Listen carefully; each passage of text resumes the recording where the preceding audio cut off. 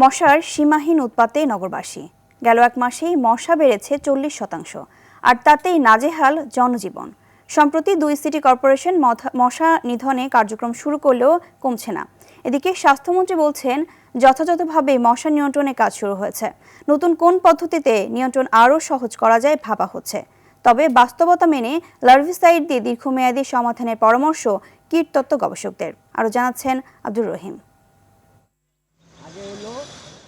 দিনের আলোতেও নেই স্বস্তি, ঘরে বাইরে মশার কামড়ে অতিষ্ঠ নগরবাসী। মশার উপদ্রব এখন রাজধানীবাসীর জীবনে তিক্ত বাস্তবতা। গুরুত্বপূর্ণ এলাকা জুড়ে বাড়ছে প্রকোপ, বাড়ছে স্বাস্থ্য ঝুঁকির শঙ্কাও।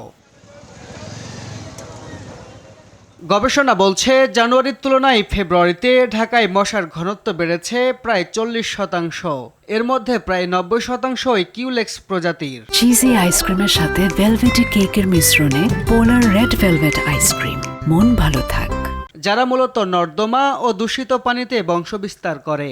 এই মুহূর্তে কিউলেক্স মশা যদি আমরা নিয়ন্ত্রণ করতে চাই, তাহলে ড্রেন বা নর্দমাগুলোকে পরিষ্কার করে সেখানে টেমিফস কীটনাশক বা লার্ভিসাইড অথবা বিটিআই প্রয়োগ করে সেটাকে নিয়ন্ত্রণে আনতে হবে। গবেষকরা বলছেন, এখনই কার্যকর পদক্ষেপ নেওয়া না হলে সামনের মাসগুলোতে ডেঙ্গু বা চিকনগুনিয়ার প্রকোপ ভয়াবহ আকার ধারণ করতে পারে। কিউলেক্স এবং এডিস মশাকে আলাদা করে সমন্বিত মশক ব্যবস্থাপনার বিজ্ঞানভিত্তিক প্রয়োগ যদি মশা নিয়ন্ত্রণ আমরা করতে পারি, তাহলে এডিস বা ডেঙ্গু অথবা কিউলেক্স মশাকে আমরা নিয়ন্ত্রণ করতে পারব। এদিকে মশা নিধনে নতুন প্রযুক্তি ও প্রচলিত পদ্ধতিতে খুব দ্রুতই নিয়ন্ত্রণের কথা বললেন স্বাস্থ্যমন্ত্রী। শহর সভা করেছি, ওদের মেডিসিনের কোয়ালিটিগুলি দেখার জন্য স্টোর ভিজিট করেছি। আমরা দুইজনই ওষুধ ভালো পেয়েছি, স্প্রের কাজ চলছে।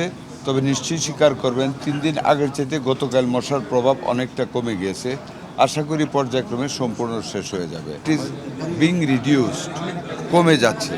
আর যেটা লার্ভা ডেঙ্গুর মশা, ওইটা পানিতে, ওইটা তো আমরা ডিঙ্গি দিয়ে এবং স্পিডবোট দিয়ে পানিতে দেওয়ার ব্যবস্থা করেছি পৌরসভার। আব্দুর রহিম, RTV, ঢাকা।